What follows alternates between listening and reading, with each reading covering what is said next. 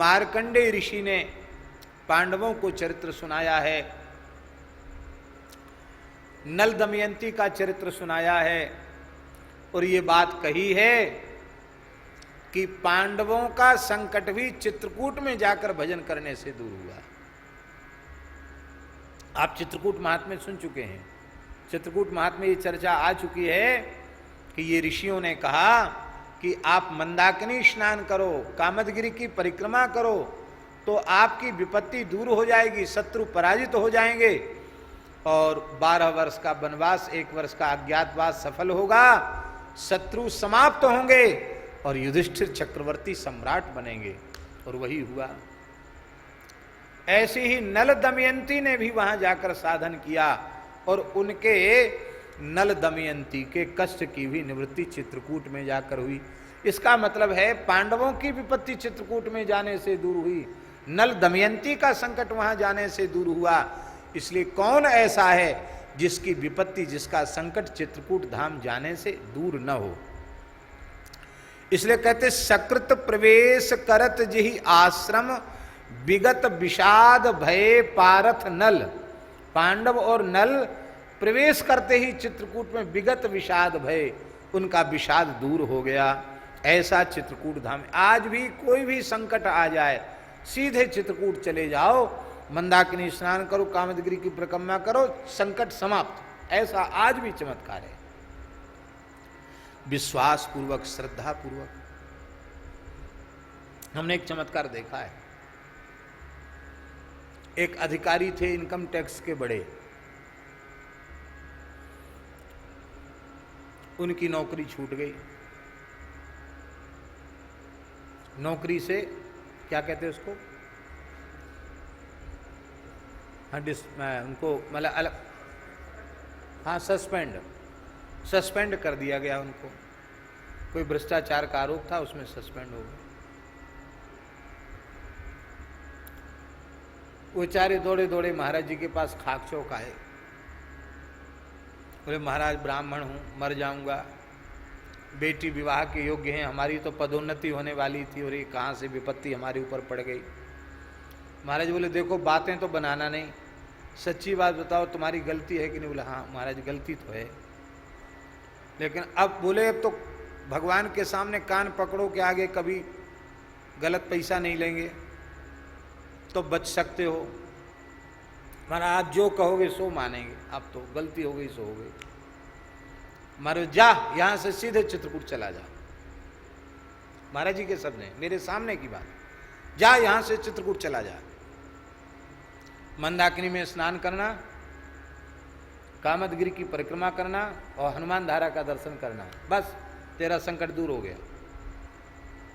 महाराज ये गए, उसके बाद जांच हुई और जांच में ठाकुर जी की कृपा से वो बच गए और वो फिर बहाल हो गए।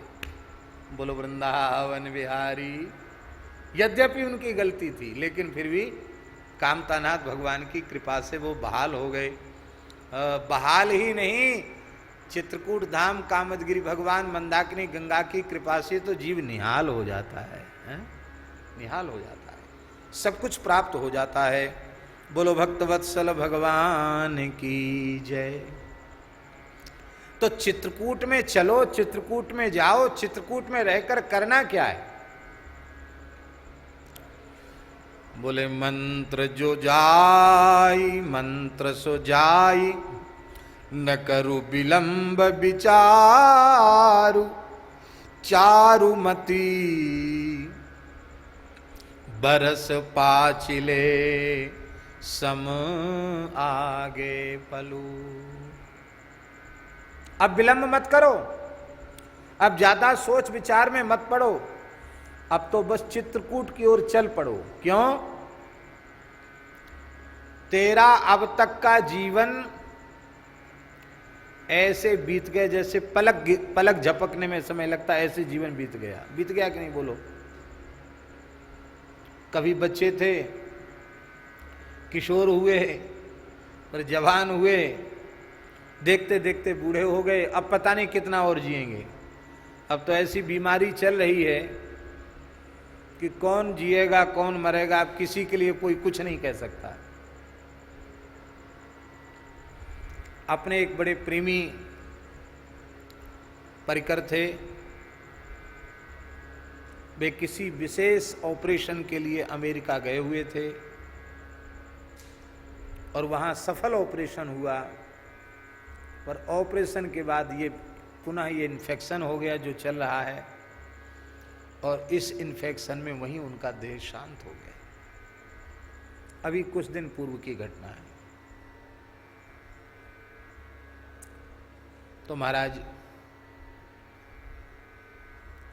इतना भयंकर समय चल रहा है कि कब क्या हो जाएगा कोई कहा नहीं जा सकता, इसलिए न करो विलंब। अब विलंब मत करो, देर मत लगाओ।